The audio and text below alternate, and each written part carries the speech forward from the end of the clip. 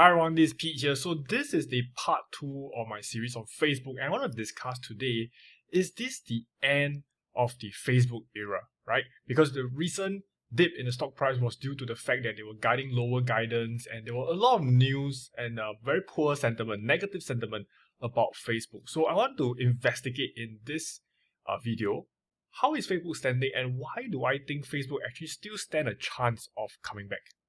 Let's take a look. Now, looking at the charts, you can see that Facebook continues to dip down even after the recent report. This shows how deeply negative the sentiment is. However, let's start from the basics, right? From first principle, what is advertising and how does advertising work? So generally, there are two types of advertising. There are search advertising, where you search for something and the search engine show you the ads on top of your search. So you can think like Google search, or when you search on Amazon, or even when you search on the App Store, such as the Apple App Store or even the Google Play Store. The second type of ads is what we call direct advertising. So this is based on what the platform knows about you. For example, your gender, your interest, your age, and your past searches.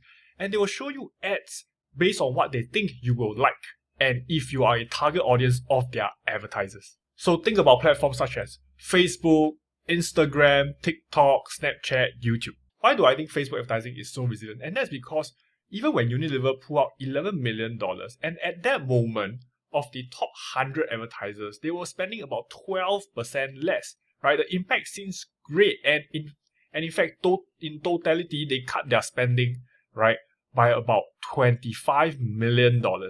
And this is a chart showing you the estimate spending of Facebook top 100 advertisers. And you can see that the boycotters had a very small impact on the overall spending, right? Even without the reduced spender and the boycotters, the overall ad spending did drop, but it is still not a huge part of the revenue. And what happened next? Facebook says that actually of their top 100 spenders, they only contribute about 16% of the revenue, because most of the revenue came from small and medium companies. And based on the digital agency, they said that out of those who had the boycott, 4 out of 5 of them actually were planning to return the very next few months.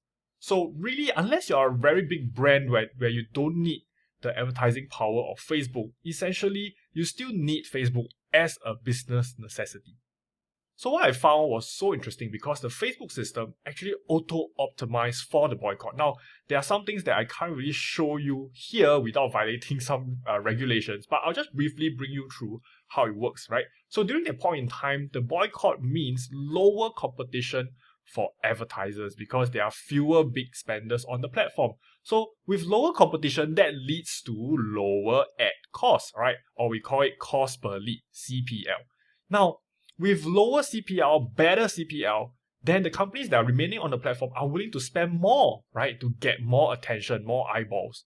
And with more spending, guess what? Eventually, when the competition increases, that will naturally bring back the CPL. So even when there were companies boycotting Facebook and not spending on them, it is very likely that the remaining companies on Facebook actually spend more to make up for the difference. So at this moment, I think some of you are asking, hey Pete, what about the Apple transparency policy that is denying Facebook from tracking them? Now, without having the tracking, how can Facebook understand the users and target the ads effectively? And yes, Facebook already said that the impact will be around $10 billion. However, it seems like Facebook has a very unique model of advertising. Let me bring you through. So Facebook seems to have a unique model, unlike the search engine, because Facebook and TikTok, Snapchat, these platforms are a community.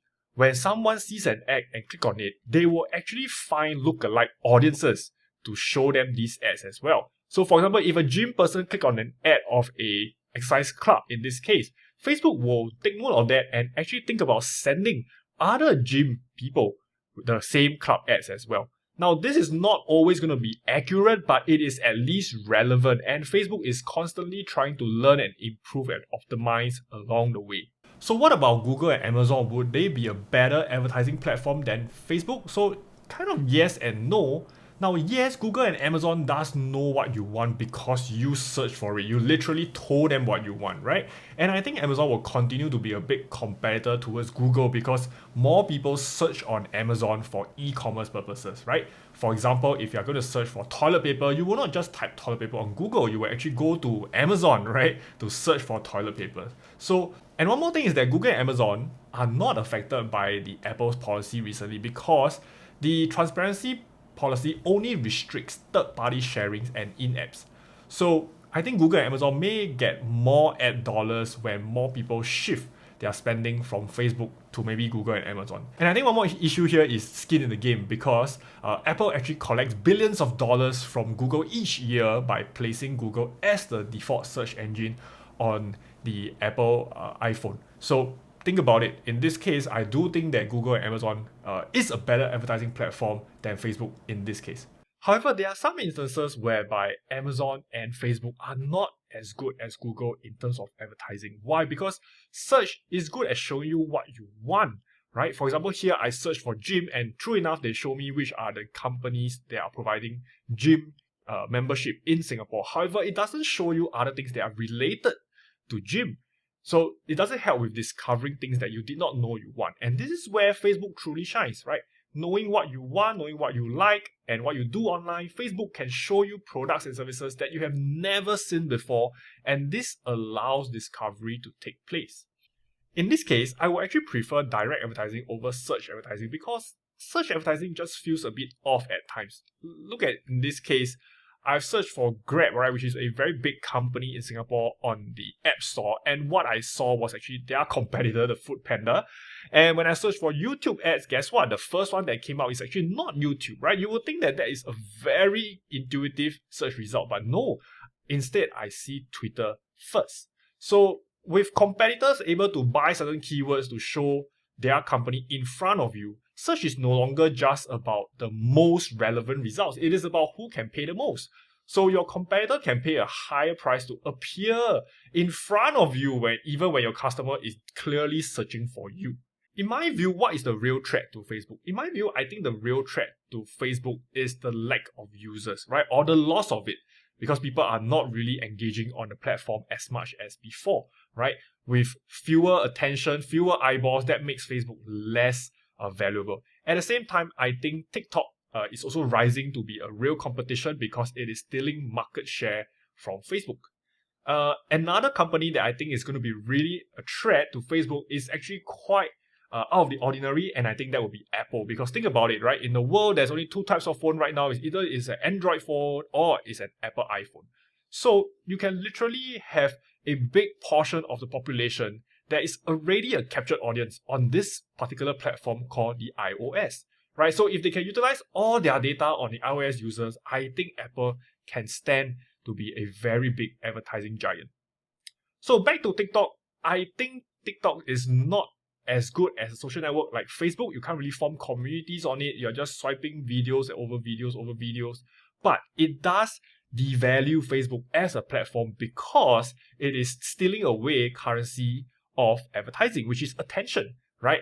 Every day we only have 24 hours. So Facebook wants as much of that as possible. And even if TikTok is not directly competing for ad dollars, guess what? It is depriving the users to give Facebook that attention, right? Every hour you spend on TikTok is 1 hour less on Facebook.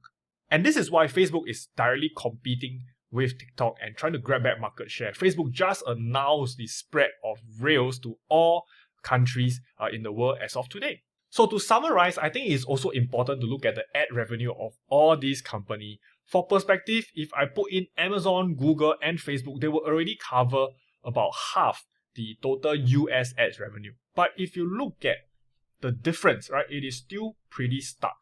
So you can see that Google is about 257 billion. Facebook is just shy of half of that. So in that case, you can say that Facebook and Google are still kind of competing in the same area, whilst TikTok is at 58 billion, Amazon, its own advertising is at 31 billion. Right? Of course, Apple has yet to monetize, and I don't think advertising is in Apple's blood. So it remains to be seen whether this 5 billion will grow to any bigger levels. And Snapchat, they are a small player, about 4 billion. So in effect, I would say that right now, instead of the three giants that we used to see, which is Google, Facebook, and Amazon, right now TikTok is also a big player. And I think we cannot write off Facebook just yet, because out of the four, only Facebook is the truly one platform that you can actually form a community where you can engage each other, you can form groups, you can have pages to advertise yourself, right? Whereas Google is really just a search, you don't really interact with other people, Amazon as well, and TikTok, you kind of just follow the people that you idolize. It's like Instagram, but there's no way you're going to form a group to discuss about certain things, right? At least not at the present moment.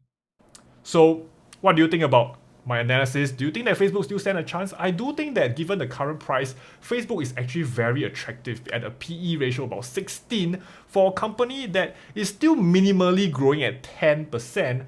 I think you can't find a better investment out there, right? But once again, this is not investment advice. I'm just sharing with you how I look at investment, and I hope that helps you to be a better investor. Alright, so once again, if you like the content here, like and subscribe, and I'll see you guys next time. Bye!